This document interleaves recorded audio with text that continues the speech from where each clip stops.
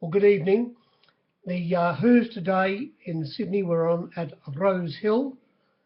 The track was slow to dead, and the rail was in the normal position. The first four races there was a strong southeasterly which swung around to a southerly. At one stage there it was fairly light, maybe races 6 and 7, but then it picked up again to be fairly strong by race 8. I suppose in the distance races, race 1, who led? I Own the Lead led, Spurtonic. Yes, and it might have ran into the wind. The next race, distance race, race 4, who led in that race? Largo de Barra. It finished second last, 26.3 lengths away. And in race 6, the leader was Iggy Pop, who finished up running 4th. So in those races, the wind could have had a slight effect on leaders, but all the other 5 races had no effect. In the first, it was a slaughter here today, an absolute slaughter. Lambs to the slaughter with the captain cookies. There was some money removed from the ring today. I'll tell you now, the pros, they got an absolute bucket full.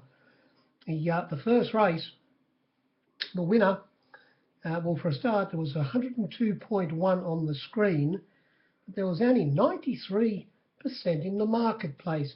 These were the flux. Hawkspur, the winner, went from $2.30, you wouldn't see it on the flux, out to $3.50, 5 to 2, back into $3.20. Mintaro was $4.40 into $4. Spurtonic, you wouldn't see it on the flux, $2.70 out to $3 given, back into start. Well, into one stage to $2.45, but I was $2.60 when they jumped. And the bottom one, G'day Kitty, went from $8.50, a 15 to 2 chance out to $10. And it doesn't sound any good to me. And it led Spurtonic, and as I say, ran into the wind. And the favourite in the field of 4 sat in the 1-1 position and was a bit too good, won by 2.5 lengths. But the figures were no good, and if you gave the 5 to 2 or 3.30, you could easily you do your money on the first. The second race, the figures were fat here as well. 101.1 on the screen. Bookies are betting with counterfeit, but in the marketplace, only 92%. Who led in this race? Forever Crazy. There was the bias there today, even though they came down the outside. This runner went straight along the 18 pence. Talking about Campania, I did my money on it at $10. They even took $8.50 at the death after $15 was bet. Now, as I say, there was 101.1 on the screen, but in the marketplace, it was all right for the robots inside with betting all the members, but out there in the marketplace, where we had just the dozen or so regulars, it's a joke, isn't it? Those robots have got all the punters inside there. 92% only in the marketplace. Anyway, this favourite, Forever Crazy, number 1, it went from $2.50 up to $3.20, back into $3. The next runner, Potiche, it was $15 into 12 at one stage, back out to 14. Now the winner, Campania, I saw $15 about Campania. They took the $15 and the 14, 13, 12, 11, and they took the 10, the 9, and they brushed up at the $8.50 at the death. It was a bad result for the captains. The next runner, I haven't put his name in the book, Windbender, it went from $3.60 to $5.50. The next runner, Bronte Express, from $4.40 up to $6. She's a Girl, from $9 out to $11. And the Black Diva, $12 out to $15, back into $14. No good at all. And the winner was $14 into $8. Yes, $14 into $8, $9 Campania, even $8. It was extremely well backed. It sat back on the fence and got inside the favourite in the straight and beat it by 0.4 of a length.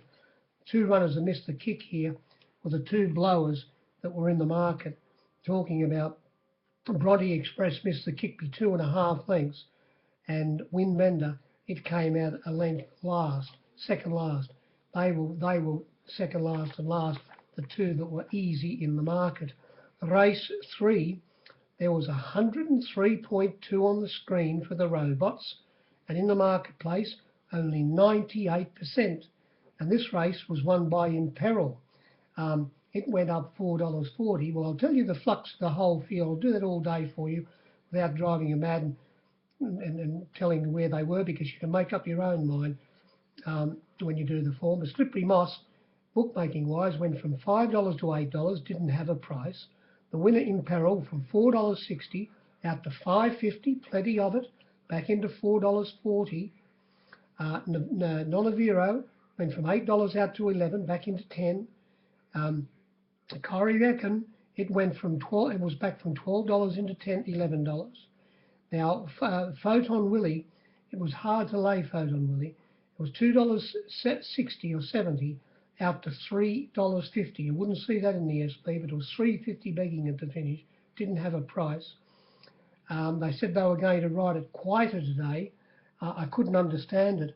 And had they put the blinkers on it, took the ear muffs off, and put the blinkers on, as I say, and how in the hell were they going to ride it quieter? And I must admit, well, he's a champion rider, Catwalk Corey, but I suppose he was trying to obey instructions. But when the gates opened, he couldn't stop Phantom Willie from running to the lead, but instead of letting it stride, he was going against instructions. He took hold and he fought it for a couple of furlongs. It was the worst. All he should have done, should have thrown the instructions out the window, of course, and just let it run along in front instead of running last, beaten 9.7 lengths. It might have finished closer. You never know. If it ran along and not fighting for its head, it might have won. It did pull up lame in two of its ham and eggs, and as I say, it pulled its head off, and the trainer said he's going to take the blinkers off its next start. Anyway, it was very hard to lay in the marketplace. Likewise, the next runner, Final Crescendo, it went from $8 out to $11. Greek Island was $13 into $11, and the bottom one, Live for Today, would be in the flux, but it was always $21. Got a bit of section out of it. How is it going to win? Anyway, Imperil sat in 4th position. The winner came off its back, and they were too good the way the race was run, with Phantom Willie being restrained. Race 4, this was won by the Avery. Talking about Gregory Aeroplane. Gregory Aeroplane wasn't grounded today. I'll give you the tip. And the tip for it was really, really strong today. Like a mug, I gave $3.40 and $3.30 about it. $3.50 was given. Now, on the screen, they said there was 108.1 for the robots, but in the marketplace, a neat 100. These were the flux. Agent Bauer went from 17 to 21 back to 17. Now, Eliza Blues, it didn't have a price. It went from $6.50 out to $14, unlayable. Praise be, 15 into 13, back out to 15. Largo de Barra, from 25 out to 30, back into 26. Del Roman was always firm at $7. I didn't see $7.50 at any stage. Gregory Aeroplane went up $3.20, got to $3.50, back into best to start $3.20 or even $30. A shade better was $19 out to 26, taken into 21. Cloud Valley was about $9 out to $13, didn't have a price. The next runner, Gilded Spur, they took 31 and 26 after opening up at 20, started 21. The Big IM was $11 into $10, and the bottom one, Gnarly, it was extremely well back from $9 into $6 at the finish of betting. And Gregory Aeroplane, it sat back in second last position, and today it didn't have the propellers on, it had the jet engines on today. They switched, they said no, the propellers have been making it go just a little bit slow, so we'll put the we'll turn to the turbine engines today. And they put the jet powered engines on and took the propellers off, and when Bowman pulled it out, Horseman Bowman pulled it out at the top of the straight, wasn't even in third gear. It was coasting. There was always a bit of pressure on up front. The horse that sat outside the lead and stablemate to the winner, by the way, Praise Be, who was made plenty of use of to get up the outside of Largo de Barra, and there was a lot of pace, and the stablemate was back in the field just smoking his pipe.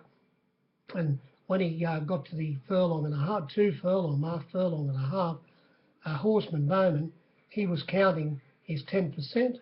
He said, oh my God, this is too easy, because the jet turbines worked today, and it won by 2.3 lengths from coming off its back, the Big IM, with all the pace up the front. It suited the winner. Now, race 5, on the screen there was 103.1, but in the marketplace only a 96%. Can we swap with the robots sometime and go in and bet all the members the inside, instead of having to play the hard heads? Can't we swap with you robots every now and again? Now, you're not going to believe this, but the favourite here and winner, My Sabille, we put it up 2-1. 2-1 the field, My Sabille, but it was reached for. Now, believe it or not, it was $4.60 on the fence given. Quite a few boards, $4.40, and it started $3.70. Very, very hard to get. And it got the best run you will ever see. Going straight to the lead here was Mickelberg. It's got a heart as big as a man's toenail. Flying Bay, who was extremely well backed, from $9 into $5.50. It was on its outside. Right directly behind Flying Bay, one out, one back, was, now who was it? Was it, I don't know. It could have been Shadow Line, I'm not too sure. But anyway, the winner, My Sabille, it was tucked away inside that runner, 4th on the fence. And when they turned for home, Mickelberg got off the fence slightly, and My Sabille, it went straight through and got to the lead, and tailing it through after missing the kick was Radar, who was on its back after missing the kick from barrier 3 and was slightly, squeezed up, trying to get around the winner's heels, but there was no protest and it was safely held. The margins were 1 length, and it was 5 lengths away to the third favourite, and that was Glamour Rock, who had every possible chance. And Glamour Rock was the horse who was sitting 4th on the outside of the winner. It had every possible. First and second had plenty on this field. Now, the flux were Radar went from $4.60 to $7.50. Flying Bay, as I told you, was $9 into $5.50. Mickelberg, $6 into $6.50, $7 into $6.50, back to $7.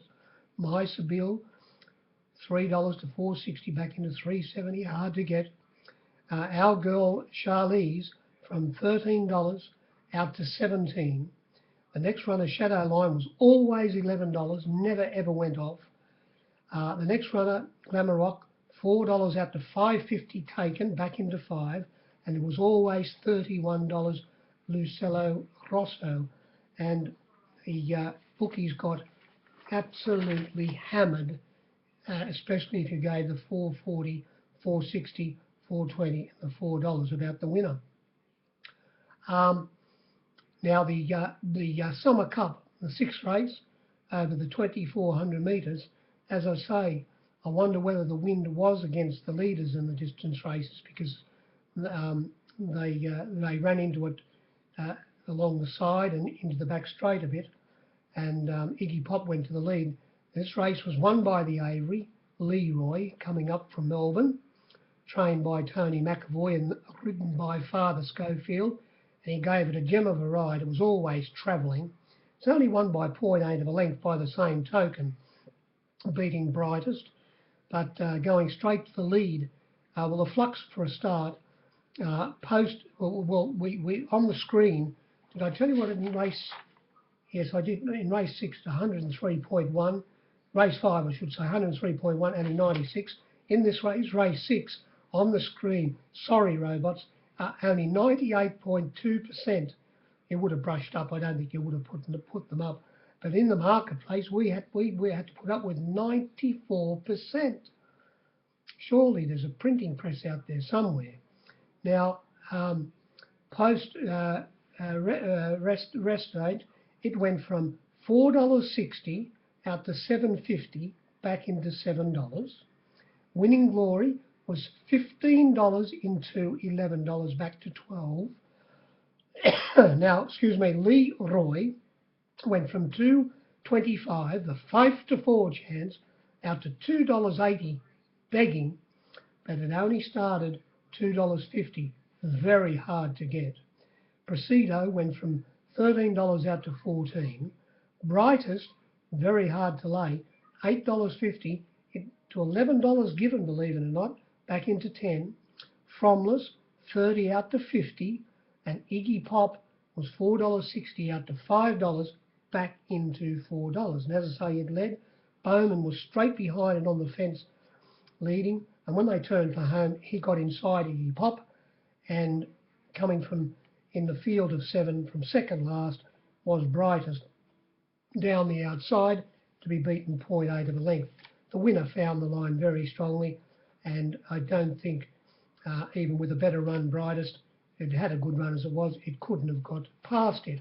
Race 7, there was 102.4 on the screen, but in the marketplace only 98%, and this was won by the Avery. Another favourite got home, and I'm talking about Lonace, and I think the judge, when they turned for home, he said, oh, bugger it.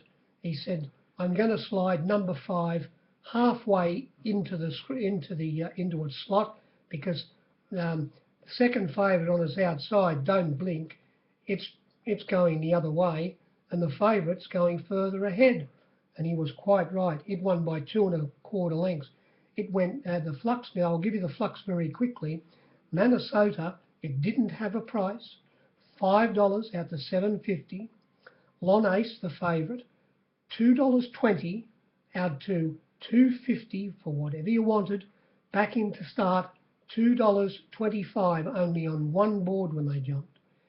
Shizu went from $13 out to $18. Emerald Downs went from $7 out to $11. Emperor Cat, 21 to 41. The next runner, Honor On. This is unusual, 81 into 71. Battle Ready, 26 to 31. Now the next runner was extremely well back, starting second favourite, having every chance. Went fairly ordinary. Don't Blink. It was $5 out to $6, easy to get. Back into $4.20, extremely hard to get. Slumdog Millionaire. I'm Slumdog, but I'm not a millionaire. It was 19 out to 21. And the bottom one, She's Ali, it was 101 out to 151. Not worth a caser. And this favourite, as I say, it had the perfect alley to show its speed. ridden by horseman Bowman again. He got some easy section there today. It was like finding money on the ground, the mounts he had, some of the wins he had here today. Well, he strolled straight to the lead, and coming across with it from the outside alley was the second pick, Don't Blink. And when they turned for home, Lon Ace, it was able to travel very sweetly and get away from Don't Blink, who finished up running sixth, beaten about 3.7 lengths, whereas the winner won by 2.25 lengths, pulling up. There was one or two runners trapped wide. I think Honor Ron was trapped wide, and so was Battle Ready, but they wouldn't have won anyway, and the winner was far too good. And the price it started, if you ran the race again, it would be in red figures. It would be odds on for sure. Then we came to the lucky last, and on the screen it said 101%, and in the marketplace only 96. These were the flux. Moss of Mine went from 17 to 19 back to 17. Colour Purple from 20 to 26. Cross of Gold from Interstate. It went from $6.50 out to $9. The next runner started favourite, talking about inside job. They did an inside job on us today, I'll tell you now. It went from $6.50 out to $7, into $4.80 at one stage, but started $5. We had to go down to the shooter, who might have been a bit stiff, the shooter, because it sat 3 wide on a limb outside the leaders all the way and was only beaten 1.3 lengths.